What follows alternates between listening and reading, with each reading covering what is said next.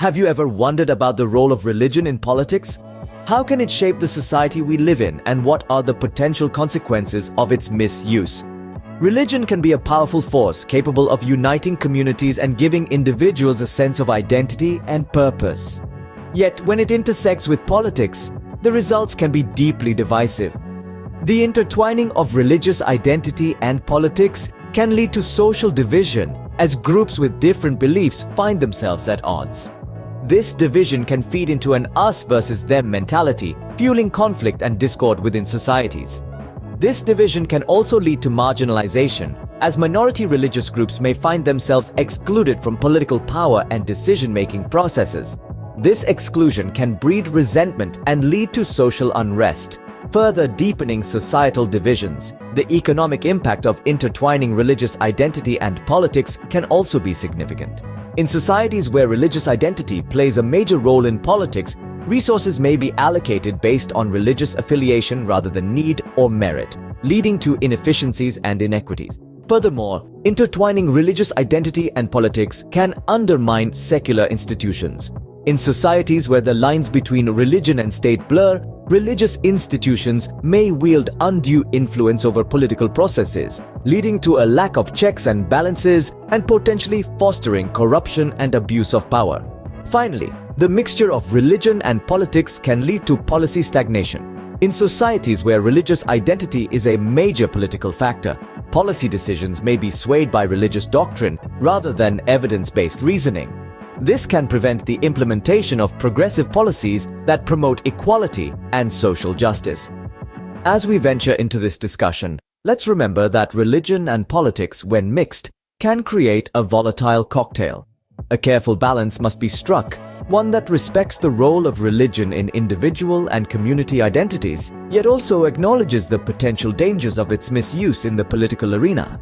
Let's turn back the clock to 1947, to the Partition of India and Pakistan, a moment in history that demonstrates the profound impact of religious identity in shaping nations. The partition was a result of years of political maneuvering, with religious identity at the forefront. Muslims, forming the majority in Pakistan, and Hindus, primarily in India, were pitted against each other. This division, based on faith, ignited a spark that led to an inferno of violence. The grim aftermath saw displacement of millions, a human tragedy on an unprecedented scale. The ramifications didn't stop at the borders. The newly born nations locked horns over the disputed region of Kashmir, a conflict that persists to this day. The partition, meant to create separate havens for two religious communities, instead sowed the seeds of discord and hostility. The scars of this division, based on religious identity, are still visible today. Moving to the early 90s, we find ourselves in the heart of Bosnia and Herzegovina. This time and place was a melting pot of ethnic and religious identities, a diverse tapestry that soon became a battlefield. The Bosnian War was not just a political conflict, it was a battle of identities, with Bosnian Serbs, Bosnian Croats, and Bosnian Muslims all vying for control. Religious affiliations became lines in the sand, delineating who was friend and who was foe. The resulting violence was brutal and indiscriminate, with atrocities committed by all sides. Ethnic cleansing became a horrifying reality, with the Srebrenica massacre standing as a chilling testament. In less than 4 years, tens of thousands lost their lives, hundreds of thousands were displaced, and a country was left scarred and divided. The Bosnian War is a stark example of how religion, when manipulated for political gain, can fuel ethnic tension and lead to devastating conflict. A stark reminder of how religion, when weaponized, can lead to unspeakable horrors. Staying in the Indian subcontinent, we witness a recurring pattern of communal violence. Historically, India has seen its fair share of strife, with tensions often escalating between Hindus and the Muslims. The roots of these conflicts are often deeply entrenched in religious identity, exacerbated by political agendas that capitalize on these divisions. An infamous example is the aftermath of the Babri Mosque demolition and the Gujarat riots of 2002. The Muslim majority was targeted, resulting in a death toll of over 2,000 and thousands more injured. The scars left by these events are not merely physical, but also psychological, tearing at the fabric of the nation. The manipulation of religious identity for political gain has led to loss of life, displacement, and deepening social divisions. It has created a climate of fear and mistrust, with communities pitted against one another, often leading to further violence. The cycle of violence, fueled by religious identity, seems to be a recurring pattern. Our journey brings us to Northern Ireland, where religion and politics clashed in a decades-long conflict. This period, known as the Troubles, stretched from the late 60s to the late 90s and was a time of great strife and unrest. The root of the conflict lay in religious and political differences, with the Protestant majority favoring continued union with the United Kingdom and the Catholic minority advocating for a united Ireland.